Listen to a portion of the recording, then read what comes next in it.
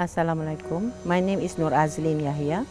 Here in Frame, my work is as the head of ecotourism and urban forestry program.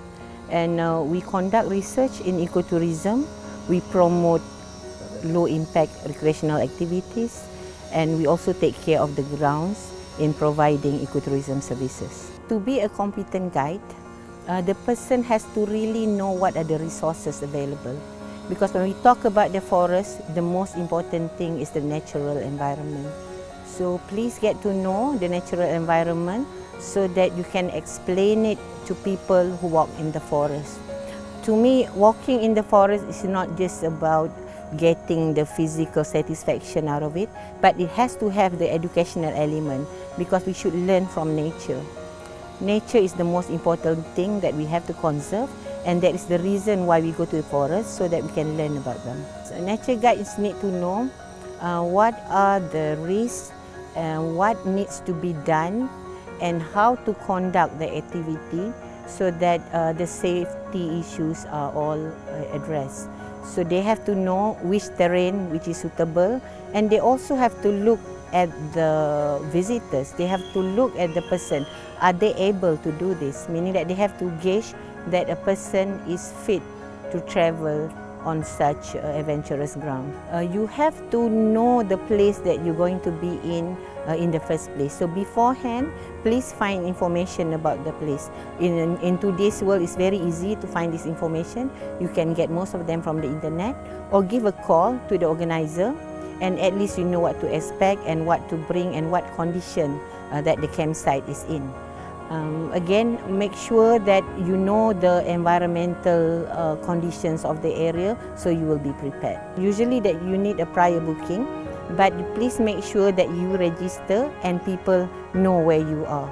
It's also good to send your loved one the location. Nowadays we use a global positioning system or GPS a lot, so maybe you can give your coordination to the people that you know, so if anything happens that they could come and look for you. As an employer, one of the main things that you should look at is the condition of the forest. We all love trees. Trees are beautiful things, but please remember, in a less perfect world, a tree can fail in the sense that limbs can fall and branches can be broken, and that could be also a safety issue. So when you go into the forest, you have to keep things that you bring at a minimum so that it won't be hindering. But please make sure that you bring plenty of water, because in our climate it's very hot and humid, and water is very important. And even if you don't eat for a few days, but you need to drink. Getting lost in the jungle is quite common. Even in Frame, we had cases of people being lost for maybe over 3 days.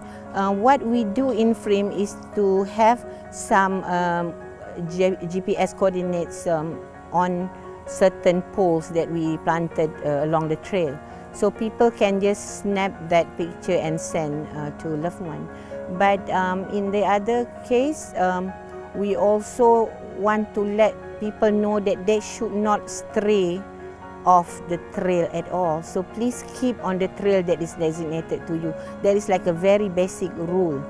But in case if something happen, of course you have to send your coordinate to the person, to other people, so they can try to find help for you. The tour guide has to know a little bit of basic precaution or medical treatment. For example, CPR, It's not that easy to become a tour guide, because there is a lot of things that you need to know beside this basic knowledge on medical treatment, but also on communication and how to calm people. My advice for people who goes into the jungle, please remember, we should understand that we should have to respect nature and not try to alter anything that is going to make it more difficult for you or for other people. So probably my last summary is that this word is take nothing but photograph, but leave nothing but footprints. My name is Muhammad Shukri, or well known in diving market, people call Mai. So I'm one of the owner Viking Scuba like in Clamery. So Viking Scuba is under PADI diving organization. So now Viking Scuba with status like PADI 5-star IDC Center. So what IDC Center mean, like instructor development course. So in Viking Scuba that we provide scuba diving course from the beginner course to professional level course. To become a scuba diver, so what you need to go through, that you need to go through to basic level. So we call it as a open water scuba diver. As a scuba diver, so what you need to learn first, that you need to go through the theory session. So in theory class that you will learn like what involved in scuba diving. Firstly, it's about the safety. So beginner scuba diver that you can go down to 18-meter maximum depth, and then generally for recreational scuba diver that we only can go to 40-meter maximum depth. So as a recreational scuba diver, so after you complete the theory session, generally that you have to practice all the scuba skills or the emergency skills in confined water. So confined water that we divide to two places, like either you can do in swimming pool or in open water, shallow water. So to start the scuba diving, like either for beginner or professional, that you need to fill up the medical questionnaire. So in that medical questionnaire, that got a lot of questions like about your health. And so if you have problems, then you need to meet your physician like, to get approval like before you start diving. So instructor have to make sure all the equipments for the participant like in a good condition. We cannot show or we cannot give a bad role models like about we didn't take care of the equipment, and then even the small problems for the equipment that you cannot ignore it. Risk in scuba diving, so you can divide to two. So one is a diver error, and then the other one is from the nature. So never dive beyond your limit, because one of the risks in scuba diving is because of depth, because of the high pressure like underwater. So risk on depth can cause two factors. So one is a nitrogen narcosis. So nitrogen narcosis is effect of the gas like under the pressure.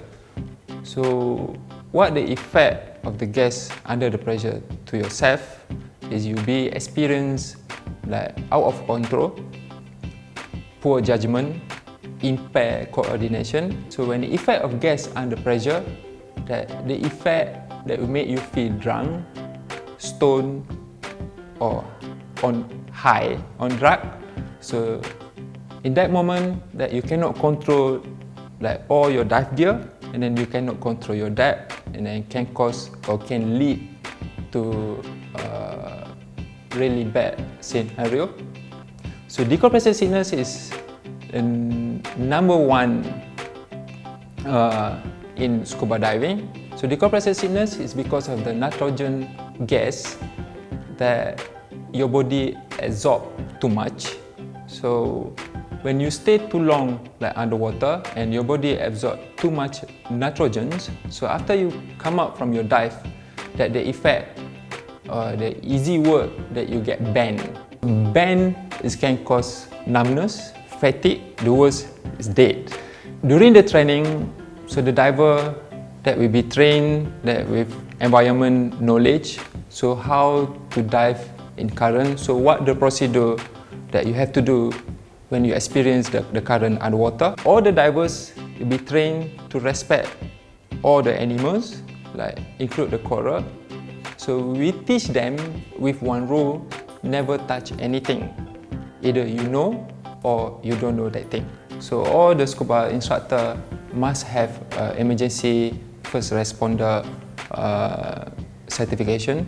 So during the emergency first responder certification that we train like how to handle the first aid situation and also how to provide the CPR, how to handle the situation with missing diver, and how to help like any diving incident underwater, like especially involved with breathing incidents. So how to surface the victim, how to help, how to give the rescue breathing, and then how to handle the situation until you got the to the hospital. We at Viking Scuba believe diving is for everyone as long as you follow the procedure, diving within your limit. Enjoy your dive. Dive always with your buddy. Diving is fun. Take nothing but pictures, leave nothing but bubbles.